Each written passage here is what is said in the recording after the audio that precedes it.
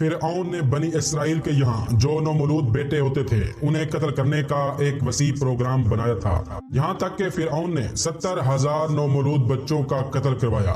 اس وقت فرعون کی مقرر کردہ دائیاں بنی اسرائیل کی حاملہ عورتوں کی نگرانی کرتی تھی۔ فرعون نے یہ سب کام اپنے ایک خواب کی وجہ سے کیا تھا۔ جب نجومیوں نے فرعون کے خواب کی تعبیر بیان کرتے ہوئے کہا تھا کہ ایک بچہ پیدا ہوگا جو تمہاری سلطنت کو نابود کر دے گا، یہ واقعہ حضرت موسیٰ علیہ السلام کی ولادت کا ہے کہ کس طرح ان مشکل حالات میں حضرت موسیٰ علیہ السلام کی ولادت ہوئی، اور پھر کس طرح حضرت موسیٰ علیہ السلام نے دشمن کے ہی گھر میں پرورش پائی، اور فرعون نے کون سا ایسا خواب دیکھا تھا جس کی وجہ سے وہ وحشت زدہ ہو گیا تھا۔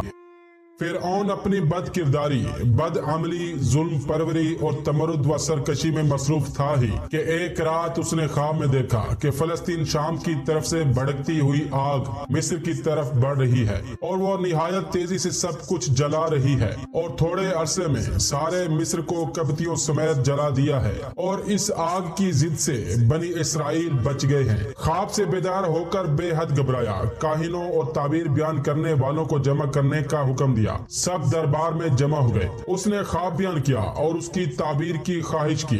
ان سب لوگوں نے ایک ہی جواب دیا کہ بنی اسرائیل میں ایک بچہ پیدا ہوگا جو تجھ سے ملک چھین لے گا اور تیری سلطنت پر قبضہ کر لے گا، اور تجھے اور تیری قوم کو تیری زمین سے نکال باہر کر دے گا اور تیرے دین کو بدل دے گا۔ یہ سن کر فرعون آگ بگولا ہو گیا اور کہنے لگا کہ یہ لوگ ہمارے ہی ملک میں پلتے ہیں اور انہی میں بچہ پیدا ہو کر ہمیں تباہ کرے گا، یہ کیسے ہو سکتا ہے؟ میں ان میں کسی ایک کو بھی زندہ نہ چھوڑوں گا جو اس خواب کی تعبیر بن کر میری سلطنت کو تباہ کر سکے۔ اس کے بعد فرعون نے ملک کی تمام دائی عورتوں کو بلایا اور حکم دیا کہ ملک میں جتنی عورتیں حاملہ ہیں سب کا حمل ضائع کر دو، اور خیال رکھو کہ کوئی حمل تکمیل کو نہ پہنچنے پائے، اور اگر وہ ماں کے پیٹ میں پورے دن گزار بھی لے تو اسے زندہ پیدا نہ ہونے دو۔ حکم پاتے ہی دائیوں نے کام شروع کر دیا، اور فرعون نے بہت سے سنگ دلوں کو بلا کر حکم دیا کہ اس وقت جتنے بچے ہیں ان کو قتل کر دیا جائے۔ چنانچہ تیزی سے کام شروع ہو گیا، بنی اسرائیل کے بچے ذبح کیے جانے لگے، یہاں تک کہ حضرت موسیٰ علیہ السلام کے پیدا ہونے سے پہلے 70,000 بچے قتل کیے گئے۔ حکم فرعون سے بنی اسرائیل کے بچوں کا قتل عام جاری رہا، یہاں تک کہ 5 سال گزر گئے۔ اسی دوران میں بنی اسرائیل میں طاعون پھیل گیا اور بے شمار افراد طاعون کی وجہ سے مر گئے۔ یہ دیکھ کر مصر کے چند اصل قبطی باشندے فرعون کے پاس گئے اور کہنے لگے کہ بنی اسرائیل کے بچوں کا قتل عام ایک طرف جاری ہے اور دوسری جانب طاعون کی تباہ کاری فروغ پا رہی ہے۔ اندیشہ ہے کہ نسل بنی اسرائیل بالکل منقطع ہو جائے گی، اور اس کا نتیجہ یہ ہوگا کہ ملک کا نظام درہم برہم ہو جائے گا اور ہمارے تمام چلتے ہوئے کام بند ہو جائیں گے۔ فرعون نے ان کی بات پر غور کیا اور اسے معقول خیال کر کے قابلہ دائیوں کو حکم دیا کہ مسلسل بچوں کو قتل نہ کریں اور حمل ضائع نہ کریں، بلکہ ایک سال اپنا عمل جاری رکھیں اور دوسرے سال بند کر دیں۔ آج جس سال بچوں کا قتل بند تھا اس سال حضرت ہارون علیہ السلام پیدا ہوئے، اور جس سال قتل جاری تھا اس سال حضرت موسیٰ علیہ السلام پیدا ہوئے۔ موسیٰ فرزند کی حفاظت تو پورے طور پر ہی کر رہی تھی، لیکن ظاہر ہے کہ حالات کی روشنی میں وہ اس امر کا یقین رکھتی رہی ہوں گی کہ آج نہیں تو کل میرا بچہ بھی دیگر بچوں کی طرح ذبح کر دیا جائے گا۔ اسی وجہ سے سخت پریشان اور حیران تھی کہ خداوند عالم نے ان کے دل میں یہ بات ڈال دی کہ وہ اس بچے کو دریائے نیل کی موجوں کے سپرد کر دیں۔ حضرت موسیٰ علیہ السلام کی والدہ نے اس میں روئی رکھی اور بچے کو دودھ پلا کر پیار کیا، سینے سے لگایا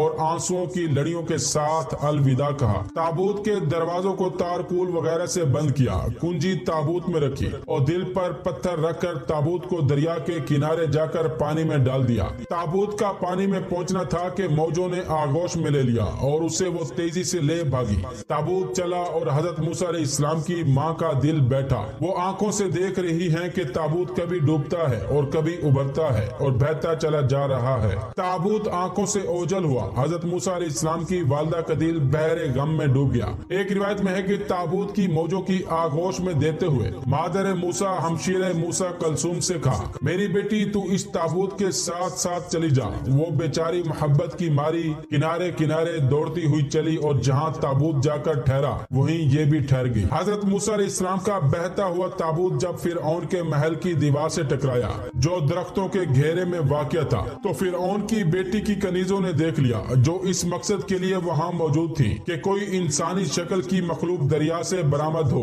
جو فرعون کی بیٹی کی مرض کو شفا دے سکے۔ انہوں نے فوراً تابوت کو پکڑ لیا اور اسے فرعون کی بیوی کے پاس لے گئی۔ حضرت آسیہ نے جو ہی صندوق کھولا ایک ایسا چاند سا بچہ نظر آیا جس کی پیشانی سے نور چمک رہا تھا۔ حضرت آسیہ نے اسے تابوت سے برآمد کیا۔ فرعون کی بیٹی نے بڑھ کر اسے اپنی آغوش میں لیا۔ بے قدرت خدا حضرت موسیٰ علیہ السلام کے دہن سے جو لعاب نکلا وہ اس کے جسم سے لگا اور وہ فوراً صحت یاب ہو گئی۔ اب تو اس کی خوشی کی کوئی حد نہ تھی۔ باپ کو خبر دی، فرعون چلا۔ حضرت موسیٰ علیہ السلام آغوش آسیہ میں تھے۔ فرعون نے جو ہی ان کے چہرے پر نظر کی حضرت آسیہ سے کہا، مجھے یہ بچہ میرے لیے خطرے کا پیغام معلوم ہوتا ہے، میں اس کو قتل کر دوں گا۔ حضرت آسیہ نے کہا، جس کو قرآن مجید کی سورہ قصص آیت نمبر 9 میں بیان کیا گیا ہے، فرعون کی بیوی نے کہا کہ یہ بچہ میری اور تیری آنکھوں کا نور ہے، اسے قتل نہ کرو، ممکن ہے یہ ہمارے لیے نفع بخش ہو یا ہم اسے اپنا بیٹا بنا لیں۔ اس طرح فرعون حضرت موسیٰ علیہ السلام کو قتل کرنے کے ارادے سے باز رہا۔ پھر حضرت آسیہ بنت مزاحم زوجہ فرعون نے اس مولود کی پرورش کے لیے قریب کی عورتوں کو جو دودھ پلانے کا کام کرتی تھی بلا بھیجا،